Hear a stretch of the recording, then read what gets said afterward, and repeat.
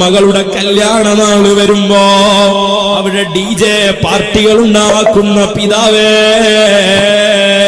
നിന്റെ മോൾക്ക് സുന്ദരമായ ഭർത്താവിനെ തന്നതാരാണെന്ന് ഓർമ്മ വേണേ.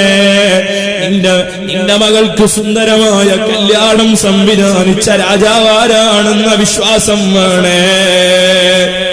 എത്ര പെൺകുട്ടികളാണ് കല്യാണം കുഫൂവത്ത ഇണകളെ ലഭിക്കാതെ കരഞ്ഞുകൊണ്ട് വീട്ടിൽ കഴിയുന്ന എത്ര പെൺമക്കളുണ്ട്.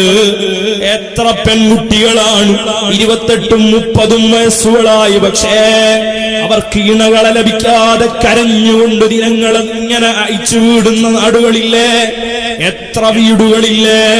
പക്ഷേ നിന്റെ മോൾക്ക് നല്ല സുന്ദരനായ നല്ല ആരോഗ്യമുള്ളൊരു ഭർത്താവിനെ റബ്ബ് തന്നപ്പോ ആ കല്യാണത്തിന്റെ തലേ ദിവസത്തിൽ തന്നെ DJ പാർട്ടികൾ നടത്താൻ അവിടെ നിന്നാണ് നിനക്ക് ധൈര്യം വന്നത്.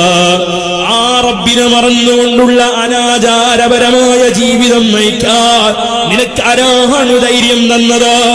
ആ റബ്ബിന്റെ ഭക്ഷണം കഴിച്ചുകൊണ്ട്, ആ റബ്ബിന്റെ വെള്ളം കുടിച്ചുകൊണ്ട്, ആ റബ്ബ് തന്ന വായുവിനെ ശ്വസിച്ചുകൊണ്ട്, ഇങ്ങനെ എന്തെടുത്തു നോക്കിയാലും റബ്ബ് തന്നതല്ലാത്ത മറ്റൊരു സാധനമില്ലാത്ത മനുഷ്യനായ നീ ഇത്രയും ലാഹിറായ രീതിയിൽ